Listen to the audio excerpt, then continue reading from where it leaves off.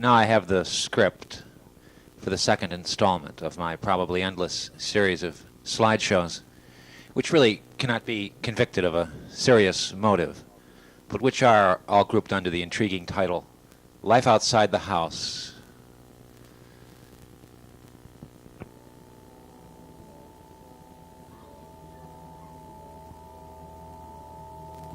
Anyway, all of what is unsupervised in the world is nature.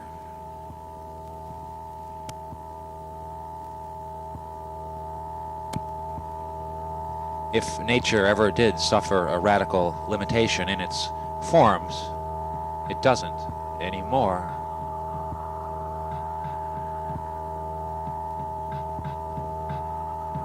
Corrugated green metal fences, or junk cars, or various pipe fittings thrown into the meadowlands, also trampled by the feet of surveyors. These things are not so much waiting to return to nature, but are more accurately seen now to be the actual direction nature has taken.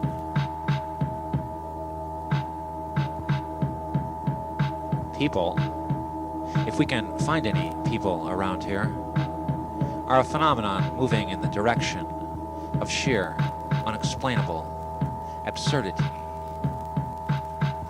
Though that is not absolutely achieved yet, there are still a few, though a very few, renegades left, putting down impressions in the car. Yes, I've even seen some people having a wayside cup of coffee and appearing to be furtively thinking. But on the whole, people accept this environment. They squeal if you criticize it.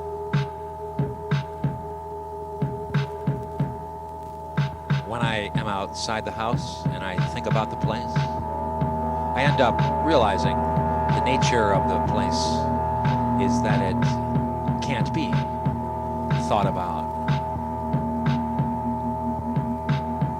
So I think your head is spinning.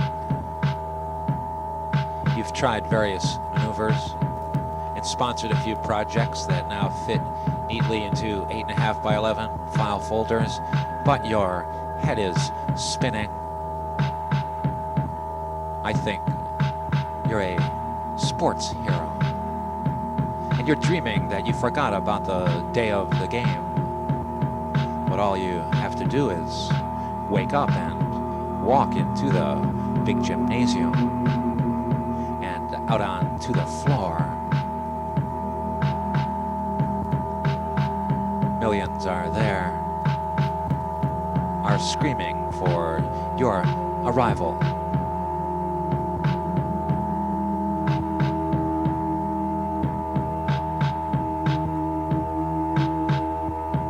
Say now, it couldn't be that all this ambitious construction is caused by the weight of mystery hanging over the individuals as they work. What? I mean, I know I am the sole bearer of the theme, and it isn't in my personality to be critical, really. Outside the house, where of course mostly I'm driving around, it's mostly roads out here. Well, what happens is I might have been going to the hardware store, but I can't get there without making tremendous concessions to the sort of game board environment. I mean, for a long time I really hated it, and I wanted to move away. But somehow now I don't want to move away anymore or travel to Europe. I guess I'm too exhausted. Well, not really. I get great surges of energy all the time, like randomly. I remember I did take a trip 8 years ago to London, and we took a train through the Lake District. We were in this town called Kilmarnock, eating Chinese food somehow. I bought a whole suitcase worth of books by Robert Louis Stevenson, and Chesterton, and De Quincey, which I still have back in my office at the house. My wife likes to read at night.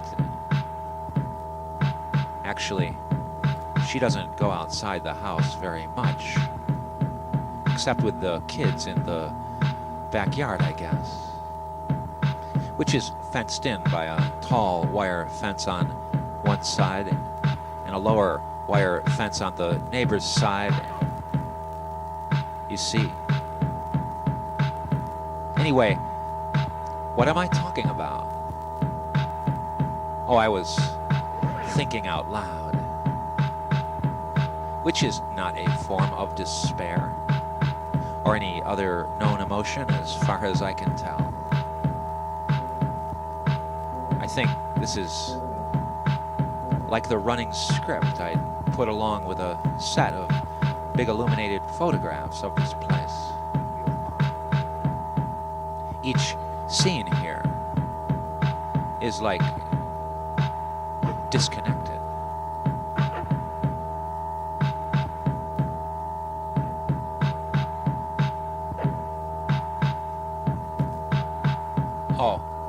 Oh, the trouble with contemporary writers across the board, as far as I can tell, is that as soon as they say something, howsoever they happen to come up with it, they feel obliged to declare their reckonings are universal. They talk like they've been hired to come up with what is totally applicable to their neighbors. Not just writers, though. Everybody, in fact, is acting like a stand-in for the whole race. Instead of a fence post, I mean, which is certainly what they resemble.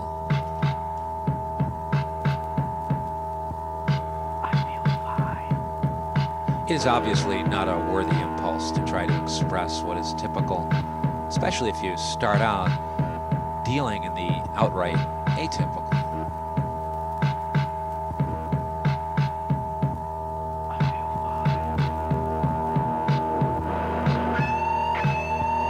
I say, there is too much deep sea diving going on.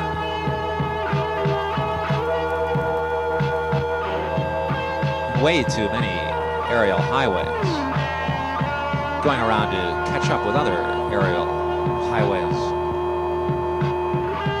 over the old ponds and cutting right through the morning mist. Well, snowstorms don't look right from the car. I can tell you that. What I was saying was, everything looks unsupervised.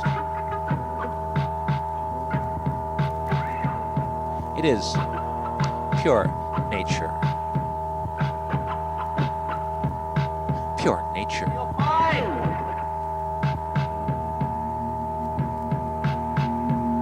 Which is kind of creation in a void that appears to be the extent of general knowledge about reality. That it is kind of absurdly there. So why not put a donut shop in it? Ah yes, plant some trees between the brand new buildings.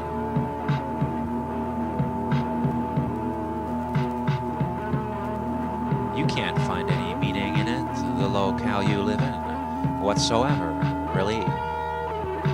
But that doesn't plague you. Why would it?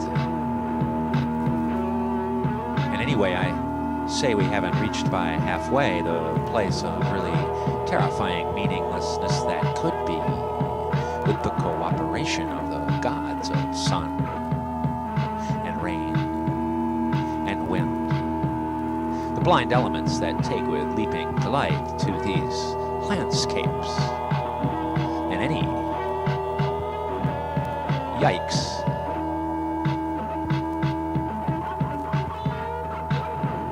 All the complaints you hear are really encouragements from people who think complaining expresses the soul and want to have a big apocalypse, like a big party right within their lifetime.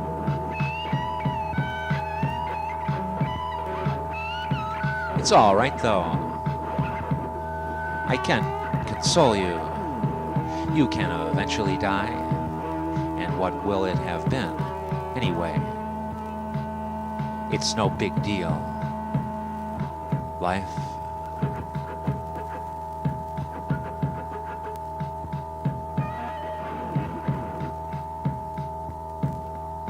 I figure when I park my car, which I do on impulse, I guess, and look out the window, I'm looking at what I won't remember. It's the unremembered. That's the character of the whole creeping neighborhood, which starts just under the tires as I gun the motor coming out to Monroe Avenue.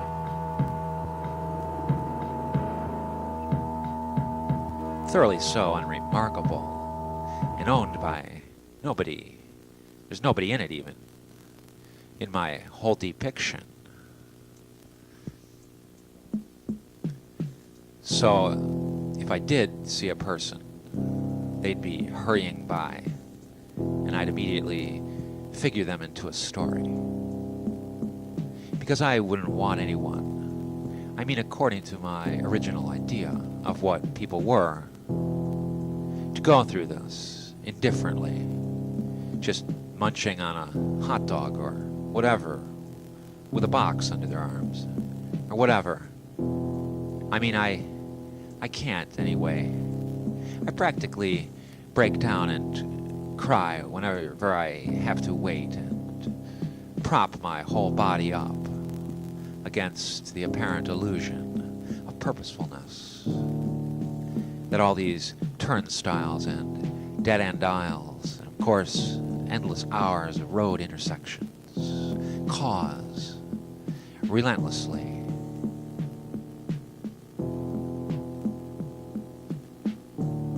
But of course, I am really furiously trying to figure it out. Even with no success, that doesn't stop me thinking about it.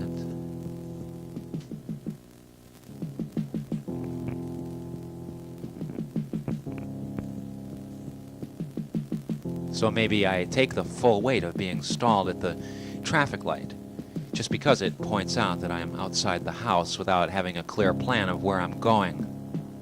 And I can't glance at my watch and get annoyed like I had something else to do and this was all merely an interference. No, I have to kind of mellow out and sink into it. Like I said, there are very few of us renegade souls out here admitting to the mystery anymore. I can't even remember what happened to my old talking companions. Seems I just ramble on when I get the chance, in a vein like someone was listening. Of course I know there isn't really a chance in hell of communicating. Hell, you know, I mean this particular hell, it's just the future of the present time, like nature rising out of the sewers. Like rain, you know, causes rust, essentially. It always needs something to feed on. The rain, and the wind, and sun.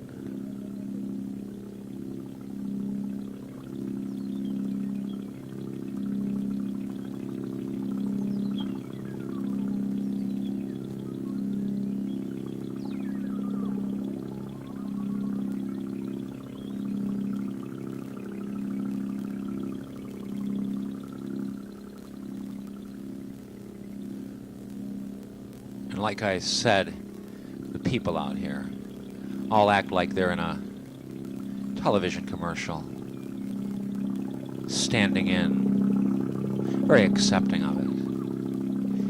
You see, there aren't really any other people in my whole presentation of the way it looks. It's just what I see when I turn my head, like to look the other way. Parked in my car.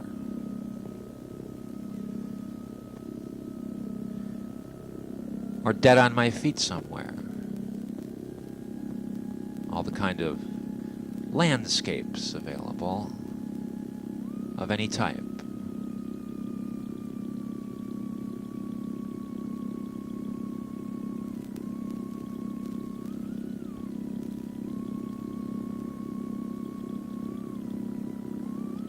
Cornfields, well, being old-fashioned, but still there are some. Or piles of oranges. Mountains of shoes.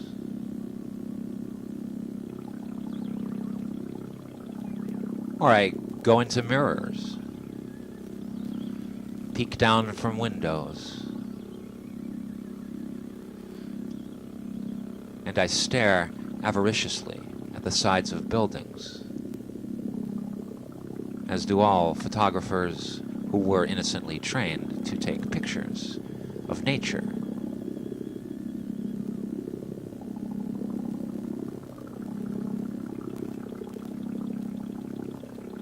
Well, I have a whole slide presentation too, consisting of waiting rooms, faces of people, reading magazines, that kind of thing. And one with still shots from different cocktail parties, places where I become so lethargic I almost faint right at the punch bowl. But right now, I'm concerned to explain just one thing. And that is that what is seemingly there just on its own accord and has no one watching it is within the definition of nature as I see it.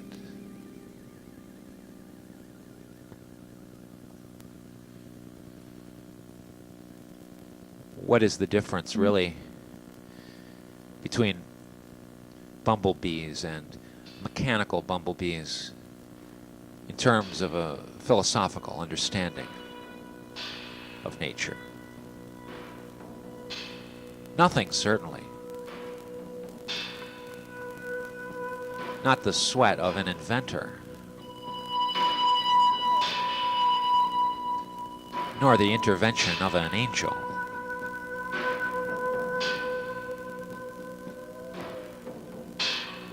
You know mushrooms grow. I'm not critical of them. And so too new apartment complexes.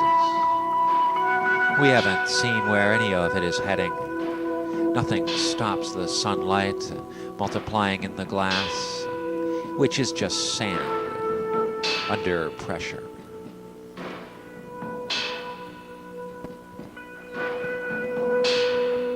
I can't get home from here, back to the house.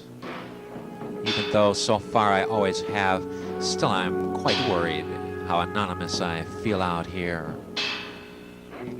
Now I can see why old people lose their memory. They never had one. Around here, what is there to think back on? Yikes.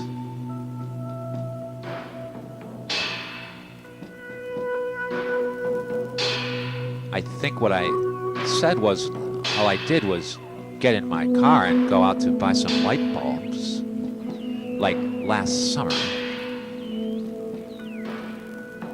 I mean, I wasn't going to the bookstore. I wouldn't recommend anyone who's interested in books even live in Rochester. The place is obviously devoted to the future. Ah, this is really an alien land, I know. But still, I am susceptible to it.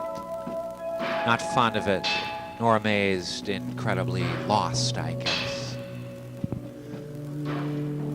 Only able to point out right now in this loquacious fashion just how overburdened one side of the equation is.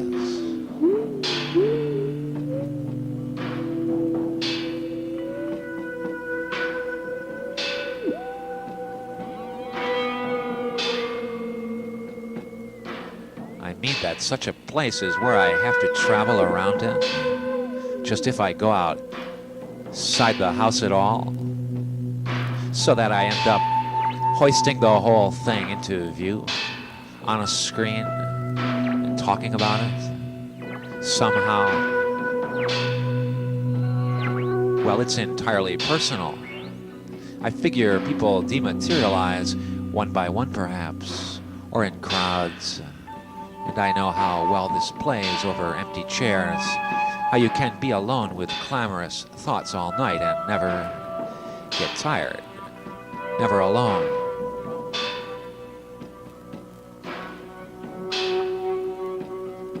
This is just a very unsupervised place. We must be in a primitive stage of civilization.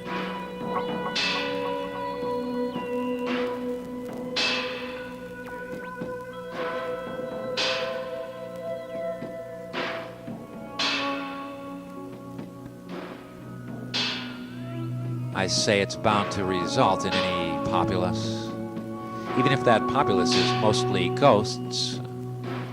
I know some people don't even show up on film when I try to put them in the frame. It is bound to result anyway that a sort of tight-lipped barbaric front become temporarily the style.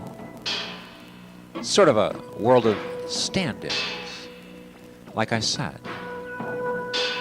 In a movie locale they found in a low-budget search, not set up yet with lights or anything, kind of disarranged, with places you tend to stare at and turn away, not even bothering to say to yourself, what was that?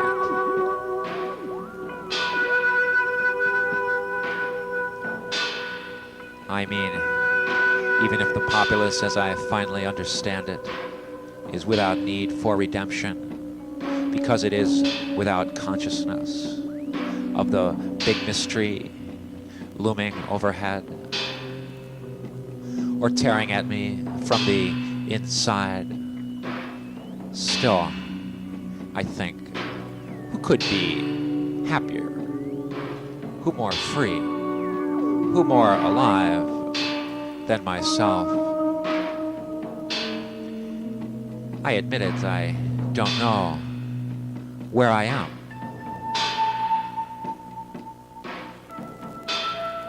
I know it isn't over yet, though.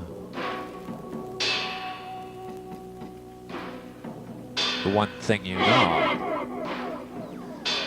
when you're walking through the parking garage or colliding with a reflection, trying to get through two glass doors in one stride, is that it isn't over yet.